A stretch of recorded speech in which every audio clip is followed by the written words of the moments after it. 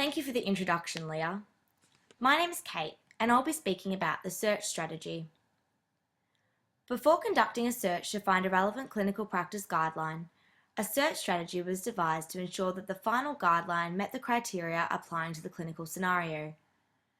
The search strategy involved formulating a research question and search terms, developing a concept map, and finally conducting the searches to find relevant clinical practice guidelines. The research question was what clinical practice guidelines are available for treating communication impairments in adults with traumatic brain injury. The key search terms were the concepts traumatic brain injury, clinical practice guideline, and communication. A concept map was made that listed the synonyms for the concepts listed earlier, truncations, and Boolean operators. A list of synonyms for each concept was developed to ensure the search strategy covered all possible terms. Truncations were used to ensure that singular and plural forms of words and words beginning with the same stem were searched. The Boolean operator OR was used within concepts to expand the search to include all synonyms, and the Boolean operator AND was used to narrow the search to results that included each concept. The concept map was used to search for clinical practice guidelines in databases, websites, through smart Google searching, and from the reference lists of journal articles. Databases that were searched include Medline, Embase, PsycInfo, CINAHL, AMED, ProQuest, and Scopus. Relevant clinical practice guideline websites that were searched include the NHMRC Clinical Practice Guidelines Portal, Compendium of Evidence-Based Practice Guidelines, Speech Pathology Australia Clinical Guidelines, New Zealand Guideline Group, National Institute for Health and Clinical Excellence, Scottish Intercollegiate Guidelines Network, Canadian Medical Association, National Guideline Clearinghouse, Medical Journal of Australia Clinical Guidelines, the Guidelines International Network, and the American Speech Language Hearing Association.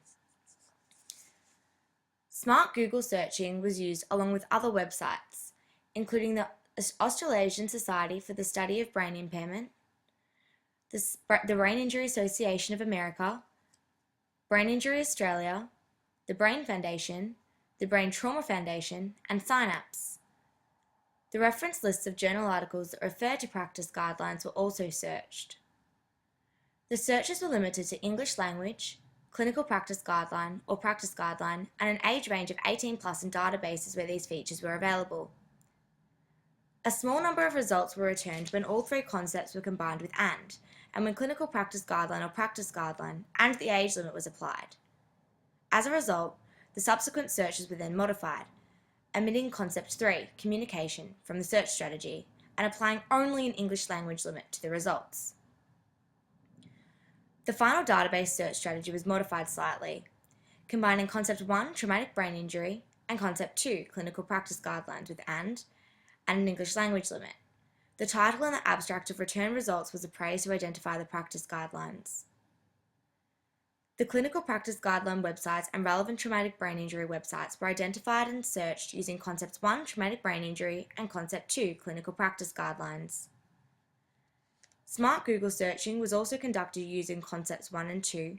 However, due to the large number of Google results, this search was then modified to include concept 3, communication, and the limits 2004 to 2014 date range, English language, and PDF documents.